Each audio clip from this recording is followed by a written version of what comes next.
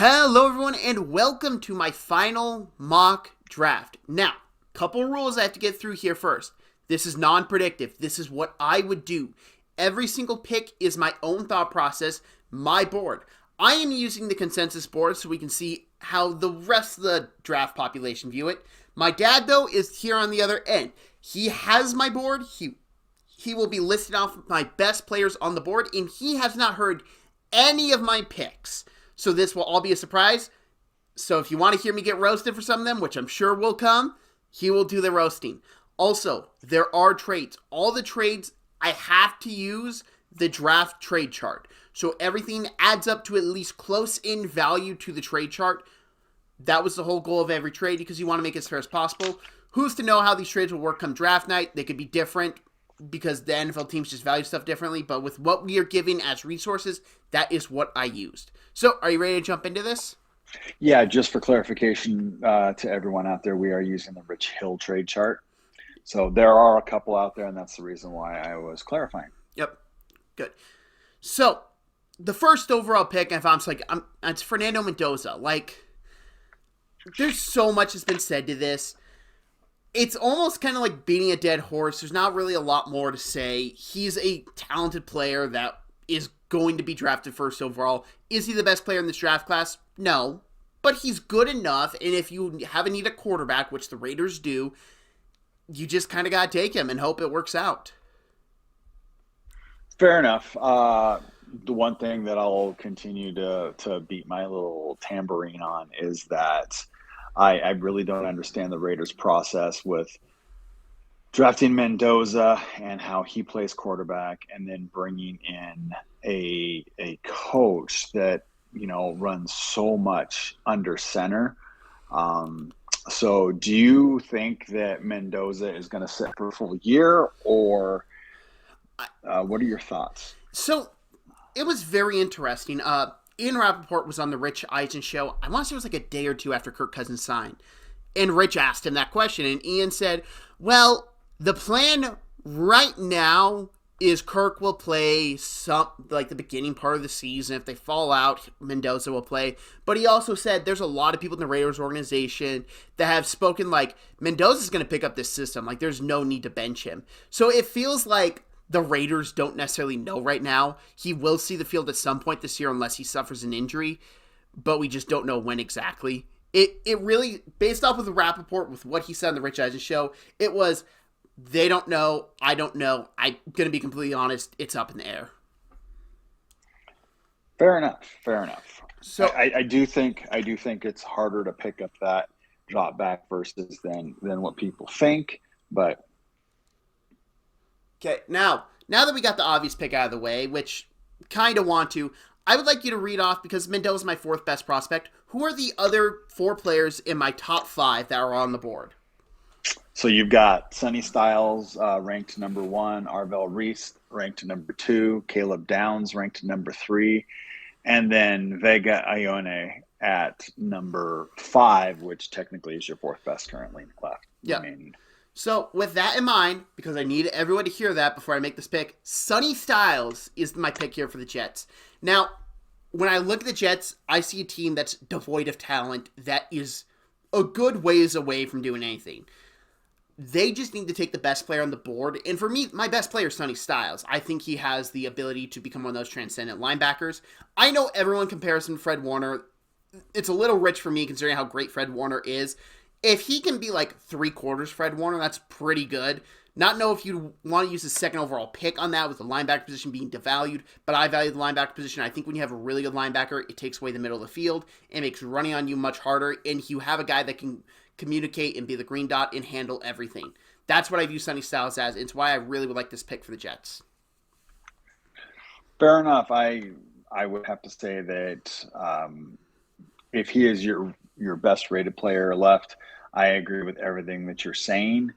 Um, they have what, two this year, three next year, so they've got a lot of first round draft capital. So building the team around the players that you think are going to fit in and work, I don't have a problem with. Yep. Now, are you ready for the first trade? All righty. Well, The Arizona Cardinals will be trading a third overall pick to the Dallas Cowboys for picks 12 and 20, which matches up right around to the same value. okay, so Arizona is trading to Dallas, you said? Yep, Dallas is moving up. They're trading picks 12 and 20 to the Cardinals for pick 3.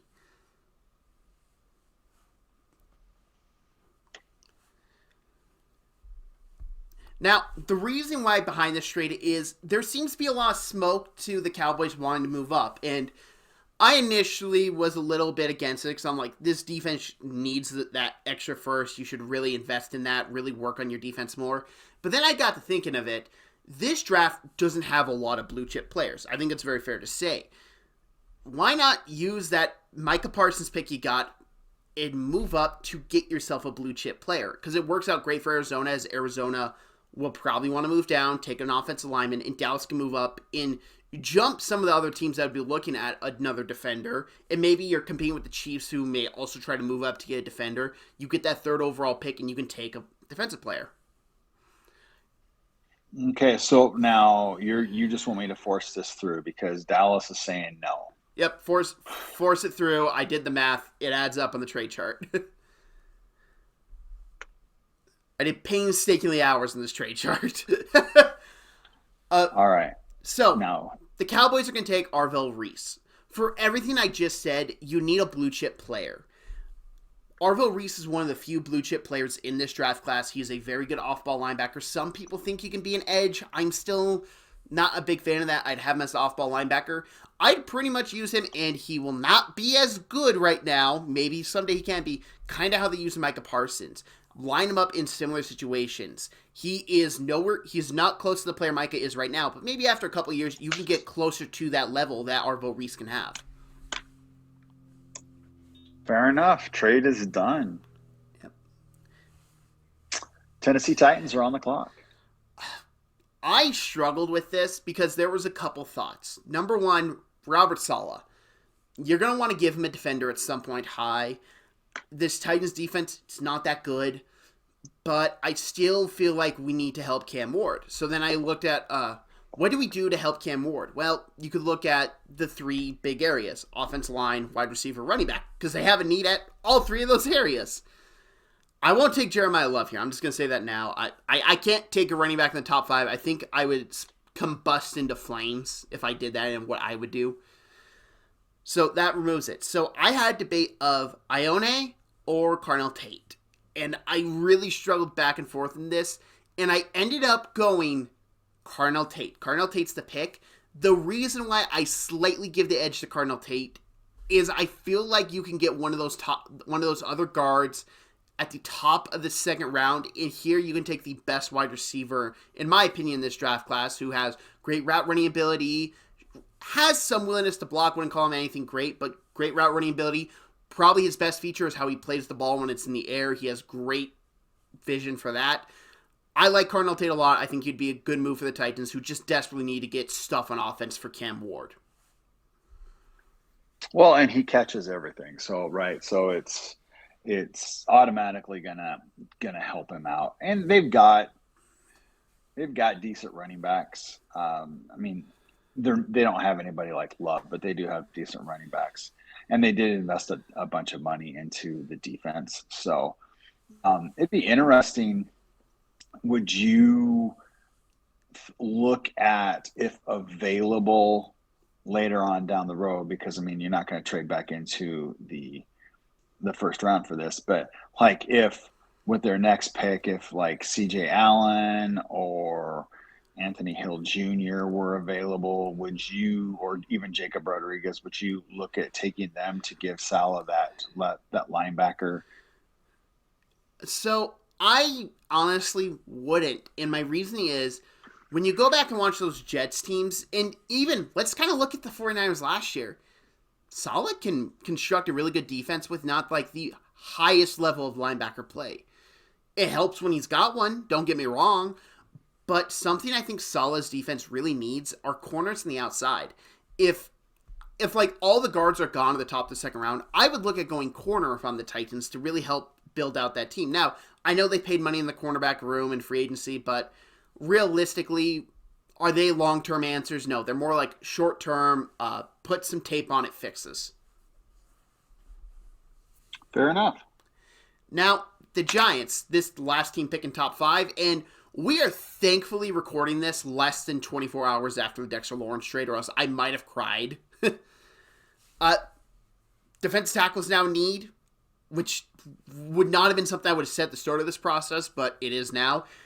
There's not a defensive tackle close to wanting to take here, though, so that's not the end of the world. The Giants, though, they are in a really interesting situation because it seems in real life they're taking one of the wide receivers. There's a lot of smoke with them in Tyson. There's a lot of smoke with them in all the other wide receivers. They seem to want to take one of them. I'm not going that direction yet, but I really want to fix this offense still. And I'm going to start with fixing the offensive line. I have one top 5 graded player still on the board. Oh, wait, no, do I have 2? I have 2. I have Caleb Downs. My bad. I have Downs and Ione. I'm going to take Ione here because I really just want to fix this offensive line. Because I don't think you can get a full determination of how good Jackson Dart is without an offensive line. I don't think your running game will be as effective without a good offensive line. There's so many things that, like, you can have whatever you want the wide receiver position. I understand the receiver room, not that good in New York. How do you plan to get the ball out if your quarterback's picking grass out of his helmet every other play? Fair enough. That's pretty steep. And granted, his things are he's off the charts so far as what he's been doing. So I get that. He's my highest grade guard since Quentin Nelson. And it's not a shot against anyone. Quentin Nelson's a beast. I'm not saying Ione is as good as Nelson. I still had Nelson grade out higher, but that's the level of talent I think Ione is. All right.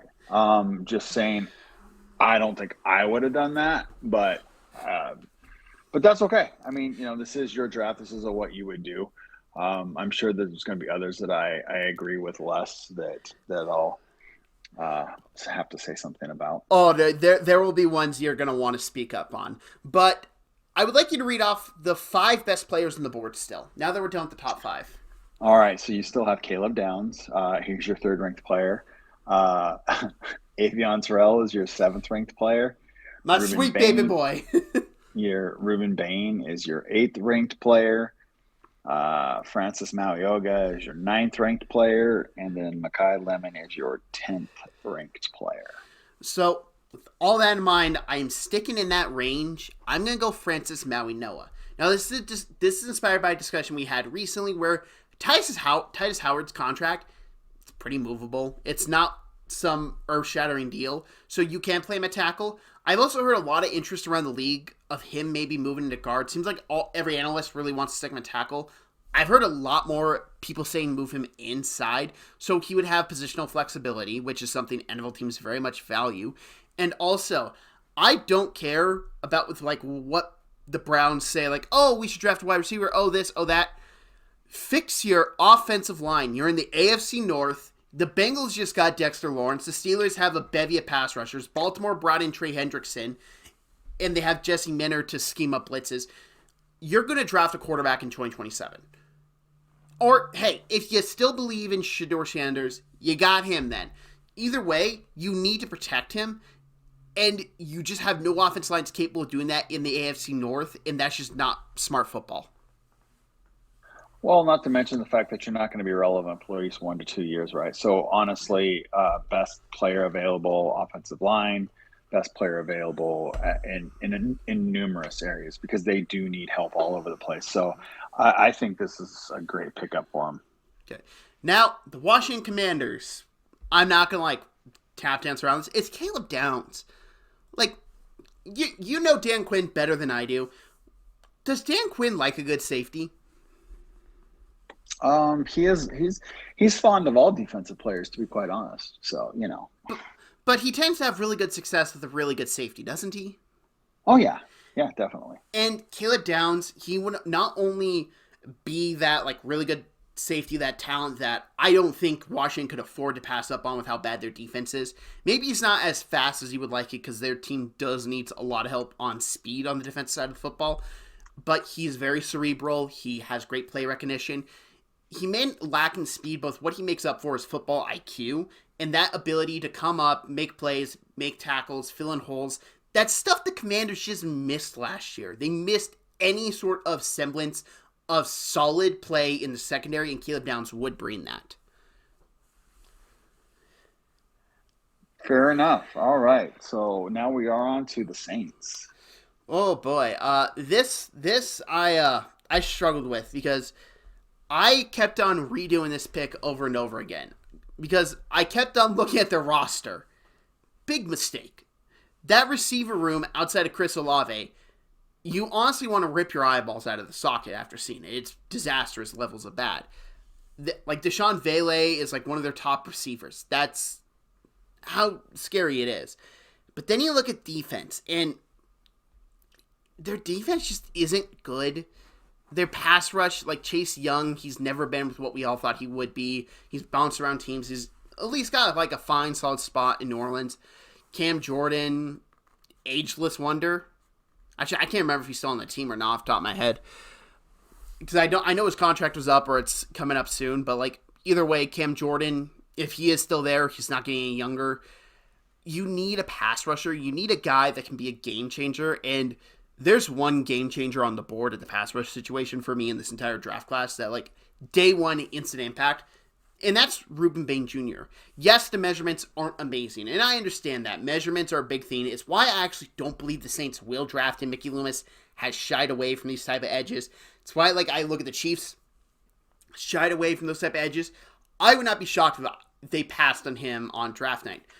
But me doing it, I look at the Saints. They need pass rush help. Ruben Bain Jr. can supply that. He's got good power. He can get on the inside. And also, he's really good at setting the edge. You're in division with Dave Canales, who likes to run the football, the Buccaneers, who have Bucky Irving, and the Falcons, who have Bijan Robinson. You will need to be able to stop the run. Ruben Bain Jr. can do that really good at a high level. He's got good hand fighting. He's got good power. He can set the edge. He's got all those abilities you'd want. So even if he doesn't become this end-all, be-all pass rusher type guy, he has the ability to be a dominant run defender. I like it. I do. I like that. I like I said, I really like Bain, and I'm not sure he's going to go in the 10 just because of some of his measurables, but his work ethic and it's always funny. You know who his most recent DN or D-line coach is, right? Oh my God, NFL Hall of Famer. Played for the Dolphins. Jason Taylor. Thank you. Yes. Yeah, that's a pretty good guy to learn from, in my opinion. I would say you're absolutely right on that. So, here are the Kansas City Chiefs. The Chiefs traded away Trent McDuffie, and that brings me back to his draft year. How high was I on Trent McDuffie? Oh, good God. You would not stop talking about him. And has there been a prospect that I have not stopped talking about this entire draft cycle that I've comped to Trent McDuffie? Yes. I don't agree with the comp, but yes. I'm going Avian Terrell here, and maybe I'm dead wrong. It's entirely possible. I watched him. I watched Trent McDuffie. I had flashbacks. I was smiling from ear to ear. Good at hand fighting. Good at playing the ball in the air. Maybe you can have some concerns about him coming up and playing the run. Fine. I get that. But I look at the nickel position with how much I value it, which is higher than any boundary corner. I look at Avian Terrell. I move him inside nickel. I love him as that premium nickel type guy. NFL teams have built their defense and secondaries in the nickel in recent history. The Chiefs did with Trent McDuffie. They traded him away. You need a Trent McDuffie replacement. Avian Terrell is that for me. Okay, so I guess my question on this is, if you're the Chiefs, knowing where the consensus board, because you're looking at the consensus board and where we're seeing him go in drafts, and then his poor performance during his pro day, if you're the Chiefs and this is your pick, no matter what, uh, are you going to try to trade down, get a little bit more draft capital, and potentially get him, say, maybe middle of the first round instead, and maybe pick up an extra fourth or fifth round pick? Because you definitely need to fill in some spots on your team. And um, I'm wondering, because you're definitely higher on him than anybody else I've heard of. So Yep, stick to your guns. Here's the thing with Avian Terrell is I am high on him, and what I'm doing and what I should do, I can't guarantee he would have made it that far down. But also with what I was thinking about, because when I make my picks, I'm also thinking like, okay, what do I do with the Giants? Is there a team I'd want to trade up for?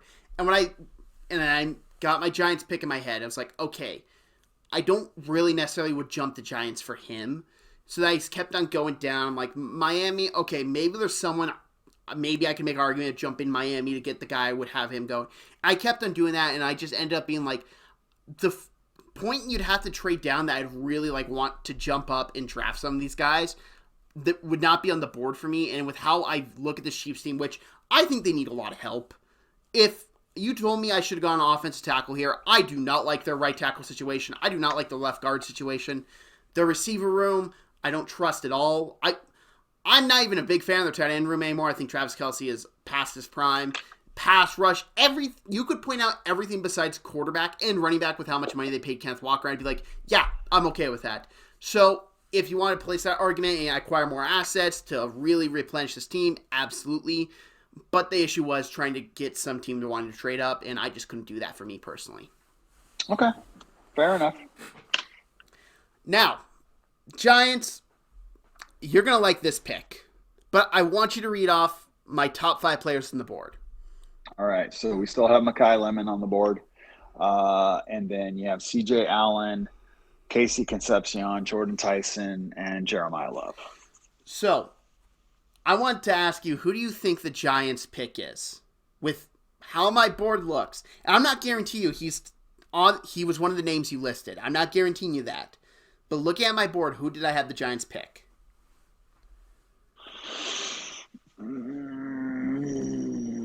You really like the player, if that helps. Yeah. Well, I'm just wondering if you're not going to pull something sneaky like Dylan Thieneman on me. Boom! Oh, well, okay. Dylan Thieneman to the Giants. What has Harbaugh always had in his good defenses? Great safety play. Ed Reed, when he first got to the job, was amazing. One of the best safeties of all time. Then their safety room was fine, but they always kept on trying to replace after Ed Reed retired. Their defenses were good. Then they had a resurgence under Mike McDonald, and they had a resurgence because they had this safety called Kyle Hamilton, who was amazing. And their defense maybe has been good in recent years, but that track record has always remained. Harbaugh's defenses are at their best when he constructs a team, when they have a really elite safety in the back end. Dylan Thieneman, in my opinion, has the ability to enter that realm of elite safety. He has the traits, he has the measurables, he has good ball instincts, he can play zone coverage. He's really good in a Tampa 2 type system. Come up, play zone, not afraid to tackle. I really like him. I think he's a perfect fit for the Giants. So I really don't have any complaints on this just because I like him so much. Once again, would you entertain the thought process of sliding down maybe a couple spots, or do you think it's too risky? I would say it's too risky because, and I'll just say it, I was looking at that and I kept on thinking, he'd be really fun on the Rams. And that thought kept on creeping my head. The Rams maybe don't need him, but kind of just like that like Swiss Army knife that they could do whatever with, that sounded so intriguing for me. And I looked at the Giants' name and I was like, yeah, he may not make it there. Fair enough. Yeah, and let's face it, I mean, he would be intriguing on a lot of defenses, and a lot of defenses that are in the next few need secondary help, right? And so I think that probably if he was going to be the pick, then you would probably go there. I mean, I was just wondering because you just gave up Dexter Lawrence. If you don't try to trade down and then maybe address the middle of that defensive line with one of the other players that's going to be available then. So, again, thought of that heavily. And then I just kind of went like, this front seven has had so much draft capital invested in it in recent years. You need to spread it out. And I kind of looked at that just like, you gave up a good second round pick for Brian Burns. You drafted Abdul Carter. You have put like good investment in that front seven. You do still need a defensive tackle. I'm not saying you don't. But if you keep on focusing on that aspect, you're going to neglect other aspects of your team, which are going to get weaker. And let's face it, Harbaugh doesn't have a long time for a long, drawn-out rebuild. He kind of needs guys that can come in and make instant impacts. I look at Ione, a guy that can easily do that, and I believe Dylan Thieneman can come in and make an impact day one. Fair. Now, Dolphins, I don't think I need to beat around the bush. My pick has not changed on this. It's Mekhi Lemon. I've been doing this for so long, and it's strictly because I look at Malik Willis' strengths. His strengths is being able to run around, throw on the run, do all that type of football. Bootlegs, everything of that. What's the best way to combat that? Well, you look at zone coverage. Zone coverage so you can have guys that keep your eyes on the quarterback, they stay disciplined. Who was the best zone coverage beater in college football last year? It was Mekhi Lemon. And then if you go man coverage, you man up across the boards, Malik Willis has the legs, he can punish you. Are you concerned with his speed, his size? So I've seen some people talk about speed with the combine and everything. To me, he just plays faster. I don't think he's like, he's not like a burner type player, but he's not slow. He creates good separation. It's not a concern for me. I think he has better football speed than like underwear Olympic speed. And size, very valid point. You're in the NFL. You're going to take hits. How can size hold up? The question I kept on coming back to was, like, all these wide receivers, they're kind of built the exact same way. They're not all that big. They're not all that freakish. It's like, there's not this Marvin Harrison Jr., Rome Odunze, I'm blanking on the other guy's name I was going to bring up. But, like, they're not built like that they have this good separation ability and they're big. All the guys that can separate really good, they're all right around the exact same build. Okay. I knew you were going to have him coming up the board next for receivers just because I know. And also, have I really changed my pick whenever I've picked for the Dolphins? Haven't I just done Mekhi Lemon every time he's been on the board? Pretty much. It's just a fit I like. What can I say? Moving on to the Cardinals. What would you say is the Cardinals' biggest need?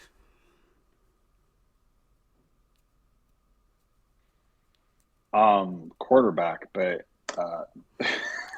I'm not going there yet. There's nobody there. Here's the thing. I mean, for the Cardinals, I think it's basically it's best player available. You know, they've taken some shots at defensive line and have not had much success unless they bring in, with a trade, right, or free agency. They have not drafted well there. Their tackles, they can definitely use a right tackle, but their secondary, as long as it stays healthy, actually could pan out to be a really good secondary. Their linebackers aren't very good. They honestly could probably use help at the wide receiver, at the running back. Like I said, for them, I would literally probably just, take the best player available. And I get that fully. The thought process for me was, it's Paris Johnson and 4 other dudes that shouldn't be seen in the football field. So I look at this team who is in a rebuild. They will draft their quarterback maybe this year in real life. Can't say if I've got that happening in this draft or not. But they will be drafting a quarterback sooner than later. You cannot put a quarterback behind this offense line with how it's constructed right now. So when I looked at this, best player on the board, 100%. My best player on the board, if I'm correct, is not an offensive lineman. No. So your top right now are C.J. Allen, Casey Concepcion, Jordan Tyson, Jeremiah Love. Your next lineman is Spencer Fano, ranked 15th. And that would be the pick, is Spencer Fano. And I do like Spencer Fano a lot. I think he's got good athleticism, good power, good base, everything. I like him. The one thing I've heard a lot as we've gone closer to this draft is a lot of teams really want to move him inside at the center position. And not saying I draft him play center. I just really want to bring that up because I have found that fascinating. The teams that really like Fano all seem to be like, yeah, this dude could be a really good center in the NFL.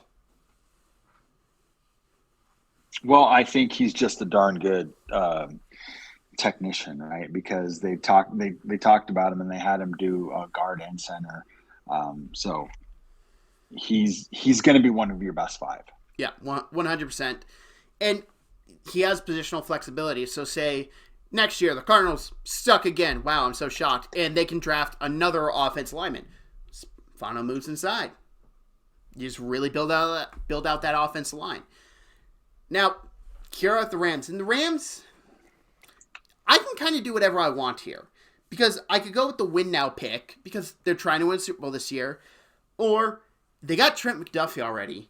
That's one of their first round picks.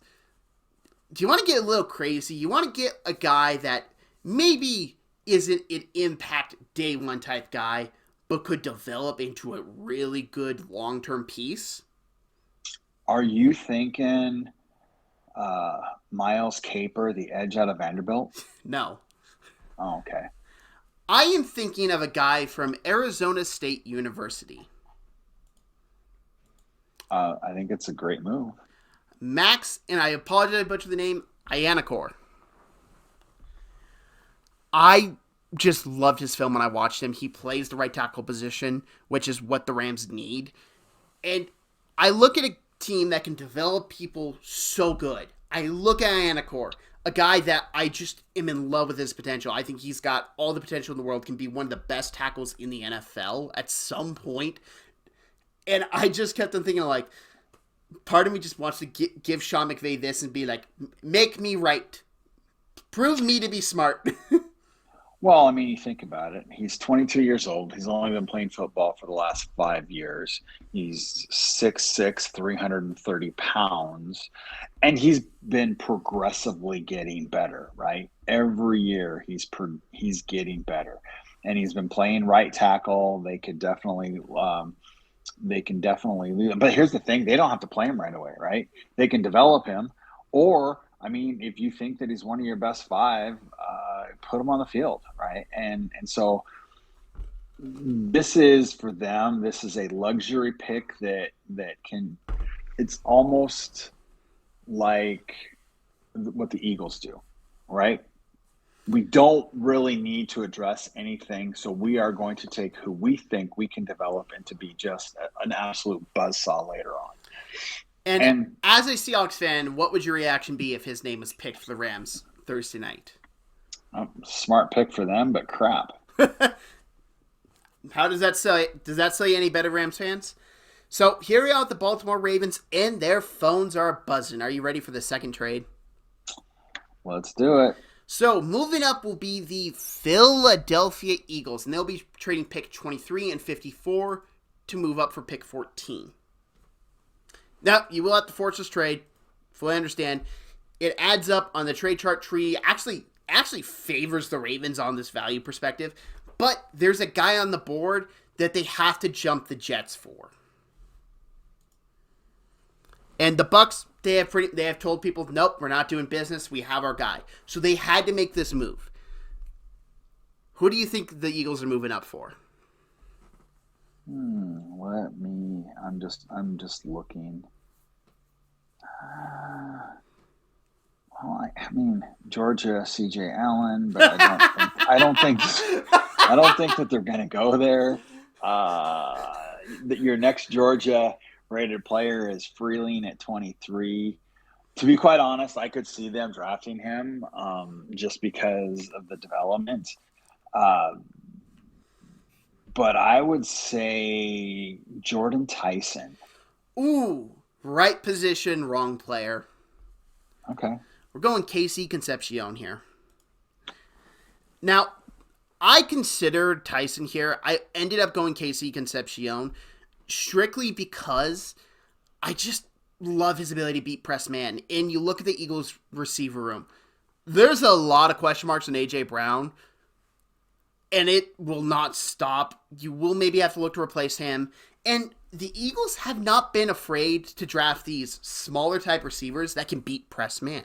Casey Concepcion can beat press man at a really good rate. He's got good hand fighting. He's got really good speed to get off the ball. Plus, he brings a dynamic in the return game that the Eagles could use and really help give their offense shorter fields. If you have questions about your offense, which I do, I have questions about their offense, I have questions about their head coach, you need to give them as many opportunities as possible to cash in and get points.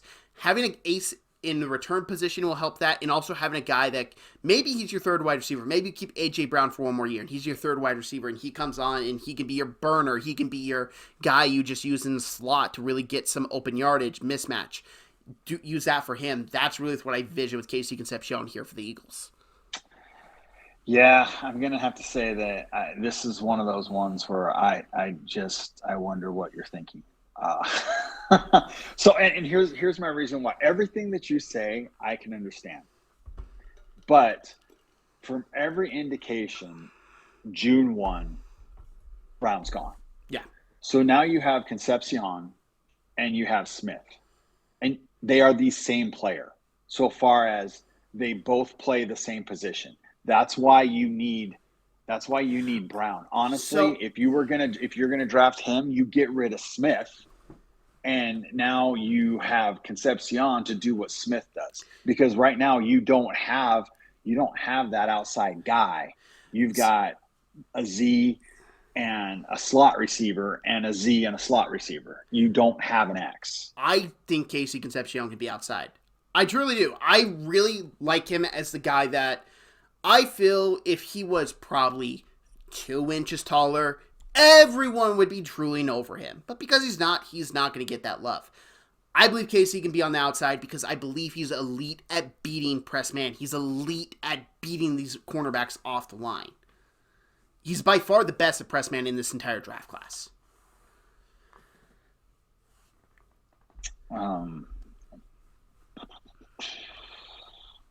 We'll just say that so when you're saying press man, you're going man coverage, right? Yeah, man, and when they come up and press and hand fighting. All right. So just so we're clear, and I'm using PFF. Okay, his grade versus man coverage is 78%, 78.3. Okay, Jordan Tyson, who I did pick, is 89%. He is far better at press coverage than Concepcion.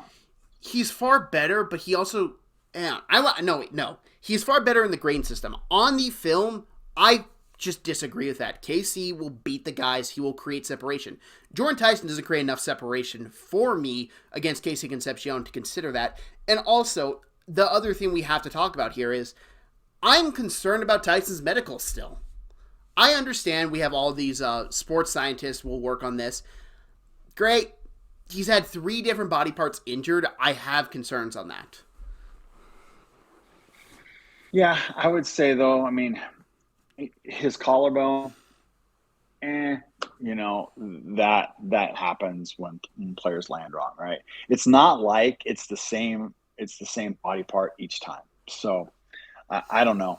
I think that that's going to be something to do around another. And listen here, in 5 years, we can sit down and we can go, hey, do you remember that mock draft that you did? And and one of us is going to be right and one of us is going to be wrong. And I'm usually right, so it's okay. You see what I deal with, people? And that's why I do it, or what I would do mock draft, because it gives you more chance to reflect on what you got right and what you got wrong. And moving on, though, because we could spend probably more time on this, we got the Tampa Bay Buccaneers. And I don't think you're going to have any disagreements with this. I'm just going C.J. Allen. their linebacker room is bad. Like, really, really bad. I think in real life, you'll see them go edge, but I can't look past this linebacker room. Levante David lost a step last year, and it showed. They were missing tackles. They were out of position. CJ Allen, I believe you said on the last show we did, and I haven't double-checked this since, he had a 7.7% missed tackle rate. 7.8, but yeah. I was close. But you had that ability with all the missed tackles the Bucs had last year that led to bigger plays. All the missed run fits the Bucs had last year that CJ Allen can come in and do. Well, and you also need to remember, he's 21 years old. Yeah. He's going to get better, right? So there's a difference between what he's been doing now, which is a lot of just his God-given physical ability getting there. And so sometimes, because he wouldn't have recognized the play soon enough to get there. But that comes with basically the seasoning. And so 21 years old to do what he can do, I can't argue with that play, that call. Okay, so we're going to move on to the Jets, and I want you to read off my top 5 on the board. All right, so you got Jordan Tyson, who should not be there still, Jeremiah Love, Keldrick Falk, R. Mason Thomas, and D'Angelo Pons. You ready for the debates to start getting even worse? Oh, don't do this, really? Keldrick Falk to the Jets. Now, go ahead. My reasoning for this is the Jets are going to suck. They're going to suck. They had this luxury to take this 6'6". Now, does PFF? Okay, PFF doesn't have his measurables. I thought they would, so I could show it on screen. 6'6", 275. That's pretty good. He has all the traits. He's got good speed. He's got good power. He needs to figure out how to put them all together and weld them together. The Jets don't need a guy that's going to come in and help them win day one. They need a guy that can help them win 2 seasons down the line, maybe 3 seasons down the line. You give Keldrick Falk time to season, learn, grow, get in-game reps, learn the game of football, really develop his game. I like that a lot. Just so we're clear, he's 285. Even better. Yeah. No. For all the reasons why we talked about the Jets, and the same can go with the Cleveland Browns, right? They're not going to be relevant this year. So if you think that this guy, who is, I think, 21 or not even 20 years old, so if you think that you can develop him into a player, I still like him more on the inside. I'm not going to lie. I personally think that he should be in a 3-4 setup, but that's just me. But if you think that after a year or so you're going to develop him and he's going to be everything that you need, then yeah, absolutely, pull the trigger now. 100%. And maybe I was a little bit too early on the debate. Here's where it's going to get when you're really going to start to pick at this. Because we're going to go in back-to-back edges here with the Lions. I'm going to go R. Mason Thomas. I love R. Mason Thomas. I think he has the best balance between power and speed in this entire draft class. How he can switch them up. Amazing first-step quickness. Can get off the edge. Can really apply pressure. And is still developing. He also comes from a really good defensive-minded head coach in Brent Venables, who works with defenders really well and has put consistently great defenders in the league over time. Okay. Was I right? Is it coming? So, I love R. Mason Thomas's pass rush. It's really, really good. Okay. But we were having a conversation the other day, and you are definitely lower on David Bailey than most people.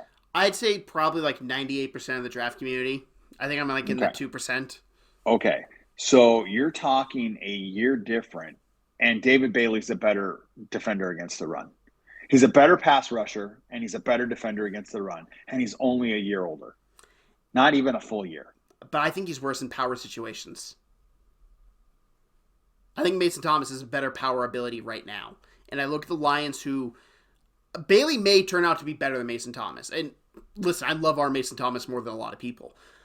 I don't necessarily think he impacts at the highest level of winning now that a lot of people do. So that's why I look at our Mason Thomas, the guy who I think can impact that more immediate. That's why I went him for the Lions.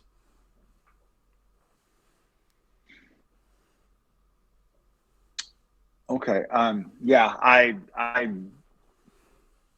Once again, I think that even if that he was your guy, he's available later. But if I am doing these picks and I have it on my board and how I view these players, no, he wouldn't be. Because it's how I view the draft class and how I'm drafting for teams.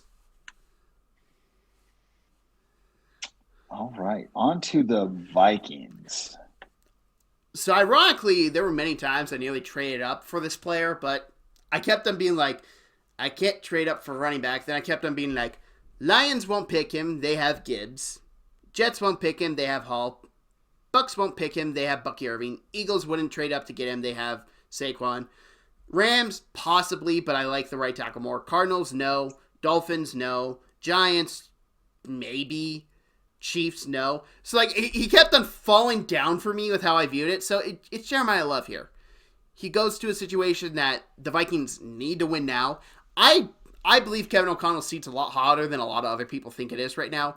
With how the whole J.J. McCarthy situation played out, he brought in Kyler Murray. He clearly needs to win this year. Maybe he doesn't have to go like on a deep run, but he needs to make it back to the playoffs. Jeremiah Love, probably the player that can help them with that the most. They haven't need the running back position. Aaron Jones, he's getting up there in age. And Jordan Mason, I like. I don't think he's a clear-cut number one running back in the league. Jeremiah Love just gives you something those other two can't at this point. So, I don't think that Jeremiah Love is going to be here at this point, of course. But I love the pick, right, for them. The one thing I'll say is I'm not so sure that he's on the hot seat as much, just because he fought to keep Darnold and was against the draft. So I mean, that's why that's why you get rid of your general manager, right? Because they just did not see eye to eye. And you let a franchise quarterback, I'm not saying that he is going to be Allen or Mahomes.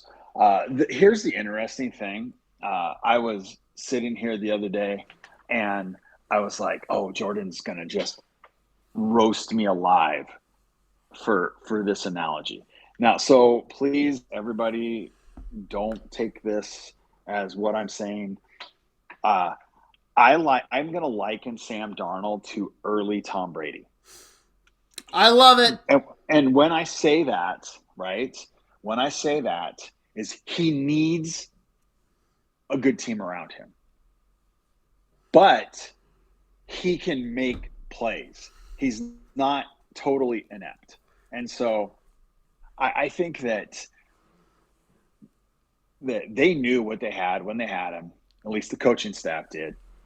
And then he walked. And everybody's like, oh, yeah, Darnold makes, he had quite a few interceptions this year. He did. But look what happened when the line finally came together towards the end of the season. When the running game finally took off towards the end of the season, right? It's funny what a difference of a running back coach can make to your team. So I'll say that, do I ever think that Sam Darnold is going to be able to take a team to the Super Bowl like Brady did, where he's basically it, right? No, probably not. But I do think that Darnold's smart enough to realize that if he doesn't take too much money and surrounds himself with really quality pieces, he can have paychecks for quite a while. So, what Sam Darnold probably realizes? I don't want to go back to having those Jets and Panthers teams surround me. Very true. But before I move on, to talk about this, I have been asking around about the Vikings. I want you to guess the two names I've heard most connected to them. And not saying they'd go round one. I think one of them is possible round one. I don't think the other is, maybe unless a trade up were to happen in the back end. Not Simpson. I've heard a lot of Simpson. Well, I would not have got that. So the reason why is I've heard he fits the system. He fits the system. They love him in play action.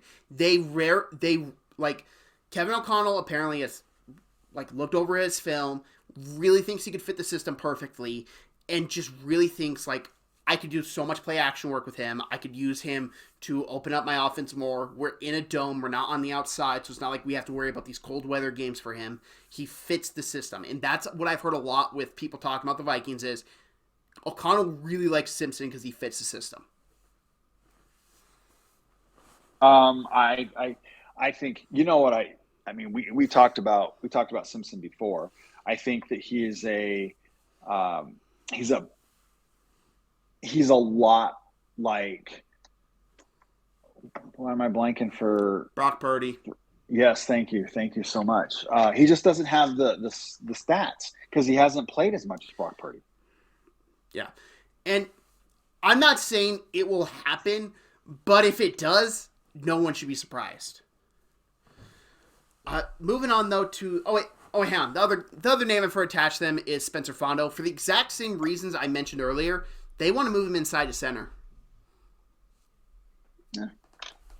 So, moving on now to the Carolina Panthers. I'm going to call back to when we did our predictive mock in this channel, and we debated, and I went, listen, I think the Panthers are going to take Kenyon Sadiq. I don't agree with the pick, but that's what I did. And you just were like, in your head, you looked at their cornerback room like, no, they cannot. Do you remember this? Yeah. Oh gosh, yes.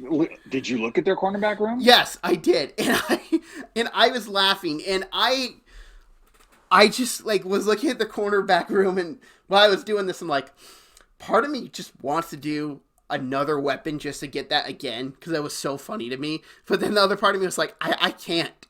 So this pick is going to boil down to three guys: Mansour Delane, Jermon McCoy, Chris Johnson. Take your pick of who you want. I'm going to go with the guy I think can actually have more potential, which may be controversial. You would probably not take him over Delane, but you like him a lot. I'm going to go with Chris Johnson here. I think he did extremely well. Put up the numbers you like to see for a guy coming from a G5 conference. Aggressive, really will fight through to get that ball, get his hands on the ball, break up the play. Aggressive physical corner. He's the type of archetype I really like. And a thing that kind of gives him a little benefit to me over Delane.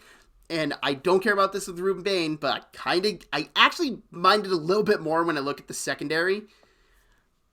Delane's arm length is just not as good as Chris Johnson. And you look at some of the guys in the NFC South, like Drake London, big frame. Olave has pretty long arms. They just got some like long, lengthy wide receivers down there. I think Chris Johnson matches up better with them. Fair enough. I honestly thought you were going to go McNeil Warren there just when you started talking about the secondary. But I think if I would have been picking here with the players that you have on the thing, I still would have taken Jermon McCoy just because. So the reason I didn't is strictly because he just hasn't played football in a year. I understand he tested and everything, but in the back of my head, it's like he hasn't played football in a year. There might be some time that it's going to take him a little while to get up to speed and everything. And who knows, like when you're looking at rookie development, how much damage that could do. Hey, who was that guy that was drafted? And I'm being tongue-in-cheek right now, but he didn't play football for a year, and the Texans drafted him. Stingley. Yeah, how'd he turn out? Stingley wasn't injured. Mm-hmm. I could have swore he was. I'm pretty sure. Maybe he was. I thought he took a COVID. I thought it was like that COVID year he took off. No, he was injured. Oh, wow. Well, Stingley was a better prospect. What do you want me to say? It's Tennessee. I'm a Gator fan. I have to discredit Tennessee players. Uh, Moving on here, your boy David Bailey's off the board of the Cardinals. For everything I said about the Jets, that's kind of what I'm flying here for David Bailey. Is I don't think he is ready to win now. I just don't view him as that type of player. I think his power is extremely raw. He needs to work on his game a lot more than what people believe, in my opinion. David Bailey has all the potential in the world to be the best edge in this class. Do not get me wrong. This is not me saying he is some bum potential-wise. I just need to see him work more on his power, and putting him on a team that's not going to win right away, who just needs to take best player on the board, I think is the best case scenario for him. Except you put him on a team that is one of the worst when it comes to developing players. New coaching staff. I'm talking about their facilities. Their facilities continually rank the worst in the league every year. So, well, listen, I can't help with that. I can only make the picks. I can't get the owner to invest in a facility. Oh, yay, fun times. Yay, Steelers. Actually, real quick, read off my 5 best players on the board. Jordan Tyson, that would be awesome. D'Angelo Pons, I still, we won't even go down that road. McNeil Warren, that could be fun. Monroe Freeling, I don't even know why I said his name. Because and Caleb Banks. Because you know how I feel about Georgia tackles and the torture I was put through with Broderick Jones. And how much I argue tooth and nail. They should not take Broderick Jones. He's too raw. He's not developed. He's going to get your quarterback hit a lot, and it's not going to go well. Guess what frickin' happened? Wow. Genius, I tell you. I'm not going to beat around the bush here. I'm going to go Emmanuel McNeil Warren. And I mean this all nicely, I hate the Steelers safety room. Deshaun Elliott, I like, sure. Jalen Ramsey was not a good safety last year. The argument is, he has time to develop. He has time to understand the position. Great. He's too slow. He is too freaking slow. Jaquan Brisker cannot cover any guy. They built their entire safety room with just box safeties only that can't cover. McNeil Warren, I don't think is just like amazing coverage guy. He's better than what the Steelers got. He's a better athlete than anything they have there. He can play big nickel. He can play nickel in general. He can go back to be the deep roaming safety. He can bring more to the safety room than what the Steelers have there. And I mean this when I say this. The Steelers have a horrible safety room. Yeah, well, I think it fits a lot of your needs. I really do. Yeah. And it makes you faster. And that's something they lack so bad. Especially with Patrick Graham, who just came in, and they said they want to run a 2-4-5. McNeil Warren fits beautifully into a 2-4-5 type defensive system. On to the Chargers. Now, I don't think he goes round 1. I don't think he goes. But the scheme fit, the personality, and everything, he's not in. With you looking at my board, you're going to have to scroll down a little bit. Because he's my, I want to say, 40th ranked player. But the fit makes sense. And we're kind of at the mosh pit of where you can interchange everybody. And there's not, like, real separation. So, looking at system fit and everything, I'm going to take Keelan Rutledge here for the Chargers. Physical guard, will come up, smack you in the mouth. And every coach that's worked with him has rave reviews. Middle Tennessee State coach talking about him spoke so highly of him. He said he was so intelligent, picked up the system, understood the game of football, physical, how to be proper with your handwork, will listen to everything, loves coaching, loves hard coaching. Did I just describe a perfect Harbaugh player? Yeah, so Pregnon was the other guy I considered here, and I give the slightest edge to Rutledge just because I feel like he's a bit more powerful. He's a bit more like just that sudden impact guy that Harbaugh just likes. He likes those big physical guys that'll just come up and smash in the mouth. Keelan Rutledge does that. He can overextend himself at times, 100%. And here's the thing. He does have a foot thing with his medical. He had a car accident. I can't remember what year it was. I want to say 2024. And apparently there was some complication. 2 years ago. There was a complication with his foot and an infection in his foot. So that has been discussed. So I don't think he goes as high. But I just look at scheme fit, I look at the player and everything. It just made beautiful, perfect sense to me. Okay, so the only devil's advocate thing that I'm going to say here is look at your OC. Yeah. He's going to want guys out on the perimeter, right? And I think, have you seen Pregnon run? Pregnon's a beast. Do not get me wrong. Dude, I'm telling you, right? I'm telling you, he would fit perfectly in that system just because his footwork is so good, and that's one of Rutledge's knocks is his footwork. And granted, we know why, right? Mm-hmm. He what they say, he didn't miss a game. I mean, it was something when I heard that, but yeah. So I'm wondering if Pregnon wouldn't have been the better just because of Mike McDaniel and how he likes to run his offense. And because what they're going to be doing a lot more zone now, and Pregnon is perfect for zone. Well, we can continue this conversation a little bit longer because the Baltimore Ravens are selecting Emmanuel Pregon. Right. Okay. Listen, you could flip these two. I'm not going to have an argument. They're both really good players. I think we like them more than a lot of other people because we've constantly had these guys like talked about as like first round picks since like right around the combine. Pregnon definitely. I'm not so sure that I see Rutledge going in the first round, right? And that's nothing against him. I like Basantis a little bit more than Rutledge. I think that his pass blocking grade and everything else is just a little bit better. But I mean, when you're down there, because I see both of them going middle, day two, towards the end of round two, towards the top of round three. So I don't think that either one of them is maybe any better than the other. I do like Pregnon far better than I like Rutledge. So and that's very fair. And here's the thing. I like the top three guards a lot in this class. These are my top three guards. I actually have Pregon ranked higher than Rutledge, but I ended up, like I said, I just looked at how Rutledge plays football. It just screams Harbaugh guy to me. And Pregon fits Baltimore, who desperately need interior offense line help. Yeah, absolutely.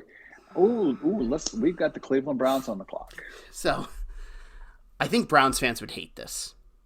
I'm going to be completely honest. I think they'd hate this. What do you think I'm going to do here that they would hate?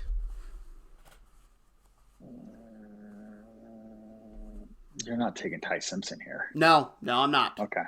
Thank God. So just for the audience, we took Mawanoa with the first pick. I don't know that they would hate it if you went with another offensive lineman here. And I don't know if that's what you're doing. That is what I'm doing. Okay. So the reason why I think they'd hate it is because Browns fans really want a wide receiver. I see Browns social media a lot more just because Steelers fans retweet them, they go at it or whatever. I stay out of it, but I've noticed a big sense that Browns fans really want a wide receiver because they want a guy for Shedeur. They still believe in Shedeur, and I get that. My argument has been, fix your damn line. I said this earlier, and I'm repeating it. This offense line is bad. It needs to be fixed. And my issue was I was looking for a left tackle, and it's hard to really find a left tackle I like. I do not like Caden Proctor. Caden Proctor is not the pick here. I had to really think about so many guys, and I just ended up going, Caleb Lomu.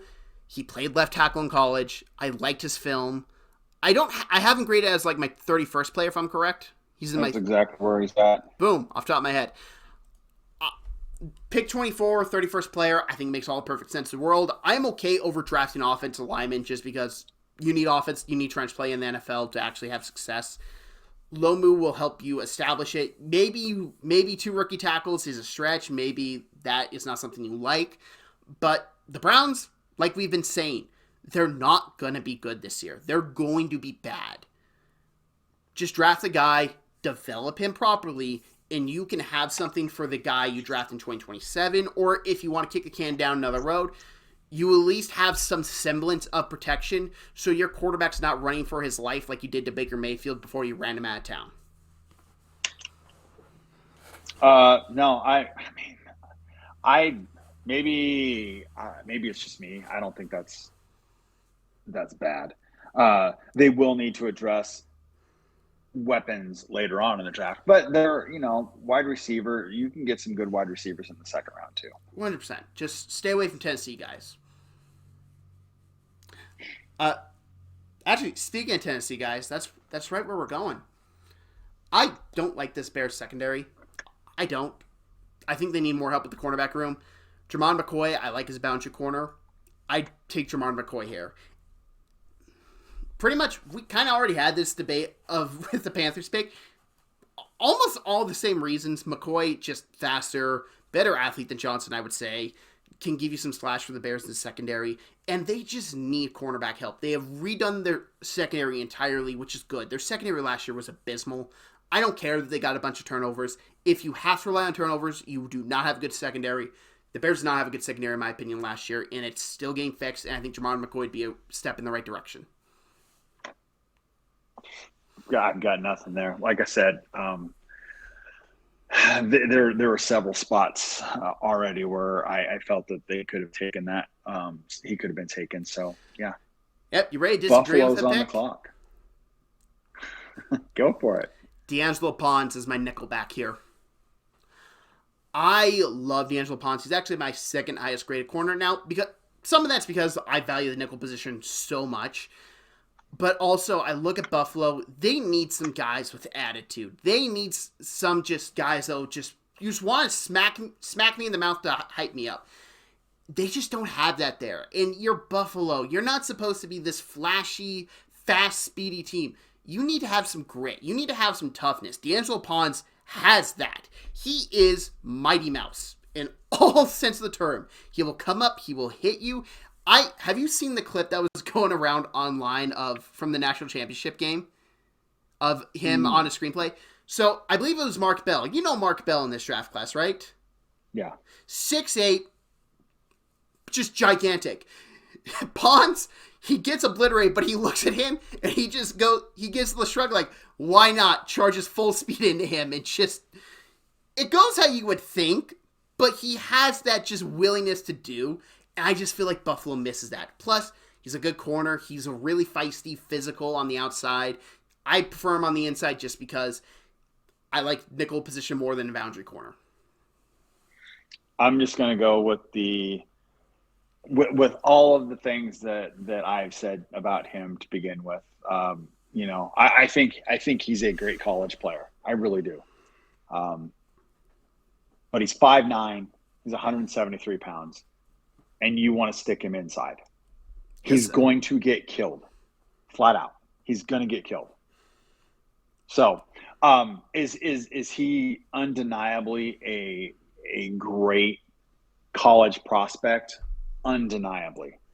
But you can't tell me that, Old Dominion and the teams that he's played against.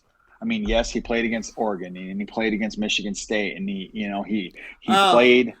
I don't know if I'd put Michigan State on the same level as Oregon. I know he played against Alabama, but it's like some of his worst games, right? Last year, were against top. He had a 46.3 grade against Ohio State. So, he's going to. Even if he holds up, he's going to be put in positions to where he's not going to be successful. And so this early, do I think he could probably go in the second round? Yeah. Right. Bottom of the second, top of the third, definitely a day 2 pick. Absolutely. With all of the things that, especially changing their defense, they're changing from a 4-3 to a 3-4. And there are players on this board that project so much better to a position of direct need when you're switching your defense that I don't see Ponce here. Okay. Move on though, because let's read off the top prospects on the board. All right, Jordan Tyson, still. Monroe Freeling, Caleb Banks, Lee Hunter, and Eli Stowers. Sounds like we need a trade. So, all right, the San Francisco 49ers will be trading pick 27 and 127. Do you want to guess who's trading into the top? I'm not top. Who's trading to the back end of the first round?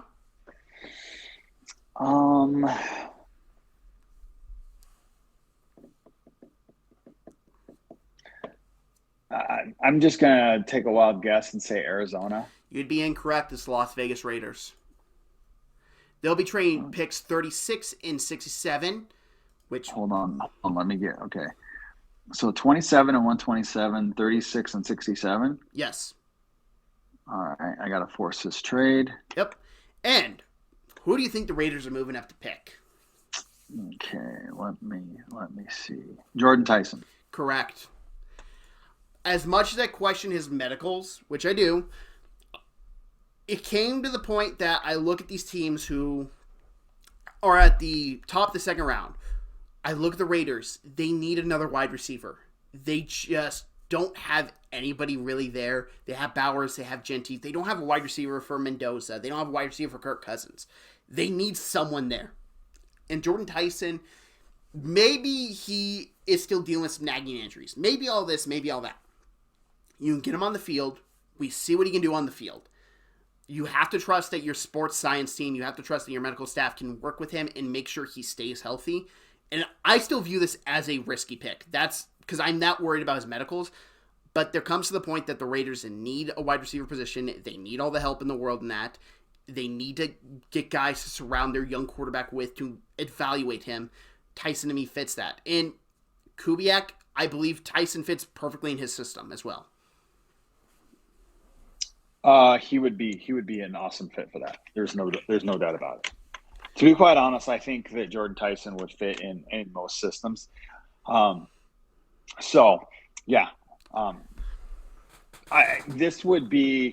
would go a long way to definitely helping the Raiders out. 100%. Now the Texans, and I almost want to give you the floor for this because this has kind of been your pick, and I've stolen it. Go for it then. Hey, you just gave me my props, so go for it because I love this. Caden McDonald to the Houston Texans here. Have you noticed that's there's been a couple of other guys that have started talking about that? Because it makes sense. It just makes such logical sense. McDonald's not my highest rated defensive tackle, but he fits exactly with what the Texans need. The only way you could do anything to that defense last year was you run inside. Because you do anything else, and those edge rushers are going to murder you. Draft a guy. Hang on, what was his run stuff percentage on PFF? Run stop rate 13.8. Run defense grade 91.2. He doesn't really do pass rush. He doesn't care about pass rush. He cares about being nasty physical and just making sure you can't run on him. You take away the run and you're forced to throw in like third and long, second and long against these pass rushers. Well, God have mercy on your soul. You have a guy that's 6'3", 326 pounds at 21 years old. So probably going to get even stronger. And, you might be able to develop some pass rush skills through there, right? I mean, he did have 4 sacks in 2025. So there are some flashes there. But you just paid $50 million a year for your edge to be spectacular, right? Now, give him a true weapon on the inside to where you're not stunting nearly as much because that man will come up the middle. So, I love it. Yeah, pretty much everything you just said, it sums up the thought process because I was with the Texans and I still wanted to go offensive line. I honestly still thought of it, but it felt like I was in position because they at least have tried to fix their tackles. It felt like it was a position where if I was drafting line, I'd have to go interior line. It felt like I was going to have to reach. And I didn't want to be in that situation. Because, like, just in this soft consensus, just what I have on the screen right now, like, Basantis, I'm not as high on Basantis. I'm much lower on him than Concessons. Connor Liu, I'm still not nowhere near high enough on him to take him at 28. Heck, Logan Jones, Farmer, Slaughter, Billy Schraff, Bo Stevens, like, all those guys, I just don't feel comfortable taking that high. Oh, so if you were going to go, if you were gonna draft offensive linemen, we'll go that way. If you were gonna draft offensive linemen, Monroe Freeland here would have been perfect. And that's something I also did consider. And speaking of Monroe Freeling, he's coming out. Is he going to the Chiefs? He's going to the Chiefs. They need a right tackle. They desperately need a right tackle. I don't think is like close to what he can be. Still developmental in my opinion. I know a lot of people have him like right next to Max Ianacor. I see a separation there. Like I had them really close to my big board, but I watched them on the field. Like there is a sizable gap from like after Ianacor, like prospects start to really meld together for me. And I watch Freeling. I think he's got some really good potential. He's got some good footwork. He's got some good hand moments. But then he's got moments where he really looks raw and he needs to be worked on. I don't really like Georgia's offensive line coach whatsoever. I'm going to give him to Andy Reid. Andy Reid knows the offensive line position really well. He knows what he likes, how to draft it. And he's overall really well at developing it. Their current offensive line, I think, is just because they've neglected drafting position at a high point. Like, look at the guys they drafted highly. Josh Simmons looked really well last year when he played. Creed Humphreys looked really well. Trey Smith, they invested in. He's inconsistent for my liking, but he still has his really good high moments. He knows how to develop offensive linemen. No, totally agreeable. And here's the thing.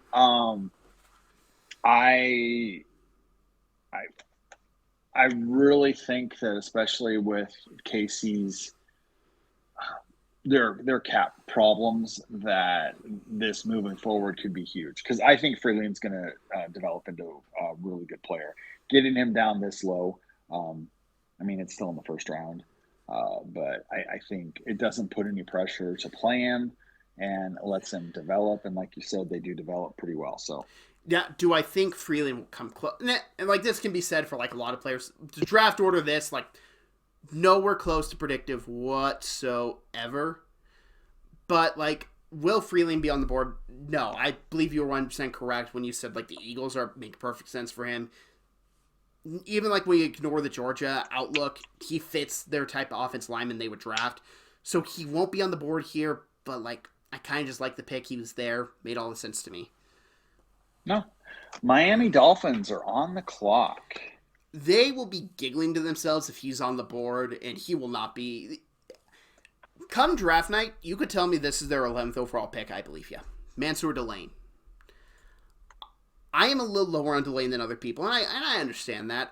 I've said it throughout this when I took McCoy, when I took Chris Johnson, just with what I see with Mansour Delane. That being said, he's still a really good football player. I don't maybe think he has the high as his other LSU corners have had, but at the very least, you're going to get a reliable starter. You're going to maybe not pick up his fifth-year option, but you're going to sign him to a second contract, in my opinion. He, in my opinion, has like a very low bust rate. He just has a lower like ceiling rate to me. I get it. No, it works out well. Yeah. Now, you ready to talk about a guy that might have a high bust rate but a really high ceiling? Fire away. Malachi Lawrence. Well, so here's the funny thing is I've picked him in mocks quite a bit to Seattle at 32 if I couldn't trade down. So yeah, no, I think that good. Malachi Lawrence, he's new to the game of football still, but you watch him play, and there's just something there. His speed coming off the edge is so quick. His power is pretty well developed. His technique for a guy who hasn't played a lot of football is really good. And I just kind of kept on watching him over and over again. And I was filling out this mock draft originally, and I would pull up these guys. I'm like, okay, can I envision, and these were like the established coaches, can I envision them taking him? And I kept on watching Lawrence, and I'm like, he doesn't shy away. He wants to attack head on. He's not afraid of the run game. He'll put his nose down. He'll get dirty. He'll get physical. He fits Mike Vrabel. And that's a big thing I have to look at when I'm drafting for these old school minded head coaches. Is like, they have to fit them or else they will not work out at all at that location. Malachi Lawrence has that ability. Plus, he has a lot more potential to really splash and become one of those edge rushers that we look back 4 or 5 years from now, like, how was he the 31st pick in this draft when there wasn't considered a lot of blue chip players?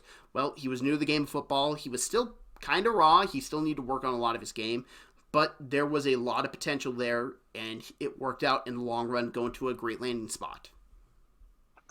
No, I like I said, I really think that's a good move for them. I you know me, I still think that they need to look at offensive line help. But real quick though, looking at my board, where is my next great offensive lineman? Yeah, well, I was just scrolling down when I was saying that, and your next offensive lineman is Proctor at 44. Proctor. So, ooh, I don't think that's correct. Banks, Hunter, Stowers, Price, Bell. That's Jack. Caleb Proctor, not Caden. Oh, was it? Yes. Oh, it is Caleb. Yes. Yeah. No, that's my bad. My bad. I just looked at the last name. That's funny. Yeah, no, because I'm like, are you sure? And I went to look. I'm like, wait, no, Caleb Proctor ranked 44th. Do I take him to Seattle and have that conversation? Connor Liu, I guess, at 60. So yeah, I have a massive fall off after, because Lumo is like my last graded guy I have like that I really would be okay with going round 1, and then it just falls off a cliff for me. All right. So Seahawks, and before you go any further, your 2025-26 Super Bowl champion Seattle Seahawks are now on the clock. Okay, you can continue. Egotistical. I have a couple thoughts here. Do I trade back? The Seahawks don't have a lot of picks, so trade back here makes a lot of sense. Do I draft a win now player? Because I'm going to be honest here. Akeem Mesidor looks really nice. And he fits exactly with what, even though I have him lower graded, he fits with what Seattle would need. And that's really tempting. But also, older prospect, maybe he's on the board. Maybe he falls a little bit still. It's a lot of interesting things. So I'm going to ask you here, and I'll give you the choice. Would you rather I take Akeem Mesidor, or we trade back for pick 53 and 76?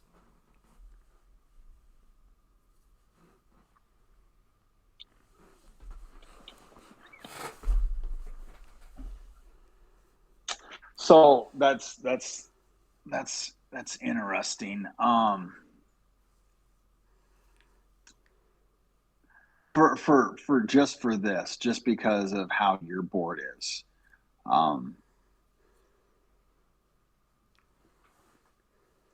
I think that I would take Mesidor.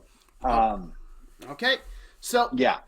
So real quick though, because I do want to talk about what I was going to do, because for those who don't know, those were the Steelers' next 2 picks. If we made that trade, I would have come up and take Ty Simpson. For all the reasons you would think, they need a quarterback and all that, but also the franchise needs to pick a direction, and even if it's an overdrafting a quarterback, it's a direction, it's something I can get behind instead of the same thing they've been doing over and over again. So that's my logic there of why I would do that trade up and take Ty Simpson. But no. And like I said, I was torn. Because they're two very good options. Yeah. And like I said, for me, just looking at the board, one of the reasons why I looked at that and I was like, well, I really like Mesidor. Okay. And he is basically a plug and play player. I know a lot of people have talked about, well, he was playing, he was a man amongst men. And what I'll say to that is he was also, before the past year, playing as a man amongst men on the inside. And that's one of the reasons why he was hurt. They slimmed him down. They knocked, 25 pounds off of his frame. And once again, this cannot be stressed enough. Jason Taylor was his coach. And Jason Taylor speaks so glowingly of him. And as growing up, you were always in for a treat when Jason Taylor was on the field. The man was incredible. And he has been putting together some really good prospects. And so I think that we lost Mafe. You bring Mesidor in there. Yes, you still have to address running back at some point in time. But to be quite honest, I think one of the reasons why Seattle has set themselves up the way they are is quite frankly because John doesn't really have a lot of faith in this draft so much as he's had in previous drafts. And I don't think that you would get Mesidor at 53. And then also some of the players that have come off the board are Mason Thomas and Malachi Lawrence. Those were players that for the most part have usually been there on most mocks if you trade back into the 50s. Yeah. So and I'm just looking at my board real quick off my phone. The next I have Mesidor as like my 51st player because I deemed him for being an older player. I just did. It's when I look at like value and you want to get like draft pick value, he's in his prime now. By the time he's done with his first contract, he'll be 30 pretty much. It's not like insane value. So like maybe you don't want to take him the first round. But when you look at the Seahawks, they are win now. They are the defending Super Bowl champions. They lost Boye Mafe, and is Mesidor like the same age as Boye Mafe now that I say it out loud? Or is Mafe an older prospect? Mafe, let's see, Mesidor is, I think 25? Yeah. 25 or he'll turn 25, one of those two things. Yeah, let's see here. Boye Mafe is 27. So I did not. Mafe was an older pick. Mafe was an older prospect when Seattle got him, right? And that's one of the reasons why you and I have had this discussion a lot. And I love Mesidor for Seattle. And I like Mesidor for a lot of teams that are continually winning, right? And the reason why is because you're still having to pay for a lot of players, right? I mean, Seattle just gave Jackson Smith-Njigba a huge deal. I really think he can finally buy the proper shoe size now. They're undoubtedly going to sign Spoon I think it's going to happen before the start of the season, right? And so those are two huge deals. So Mafe got $20 million a year. Seattle had to let him walk, but they're going to get a pick for him next year, right? So the smart teams, I mean, look at how long Philly's been doing that. And the 49ers, I mean, honestly, the 49ers have been doing it forever too. They've been playing the comp pick game. And with the hit rates that Seattle has had recently, I think that it's far better to go and you bring in you bring in Mesidor, and in 4 years or 5 years, depending upon if you want to use the 5th-year option on him, you let him walk. You're going to get a comp pick for him if he was any good, and then you go in and draft. And he gave you what you needed at the time. So, oh yeah, and like I said, I was interested in trading up for the Steelers because I'm sick of the direction they're going on. But when it comes down to it, and I'm trying to think, I'm putting myself in John Schneider's shoes. You have repeatedly told me since the start of the cycle, he's lower on this class. Oh, gosh, yeah. I have heard that, and it's been drilled into my head. So when it comes here, as much as I would like to see my team do something like that, pick a direction, finally, Will Howard will not make the team. I don't have to deal with the Will Howard stands on Steelers Twitter anymore. Lovely. Best in the world you could give to me. But I also have to make sense for the teams that are picking. The Seahawks lost Mafe. They're going to lose Hall, if I'm correct. Hall's contract's up after this year. Yeah. Well, Hall's contract, this will be his last year. So I'm not sure if they're going to be able to extend him or not, right? Which means that basically at the end of this season, all things considered, if they don't go out and they don't draft, you're going, Lawrence is going to be gone. Hall.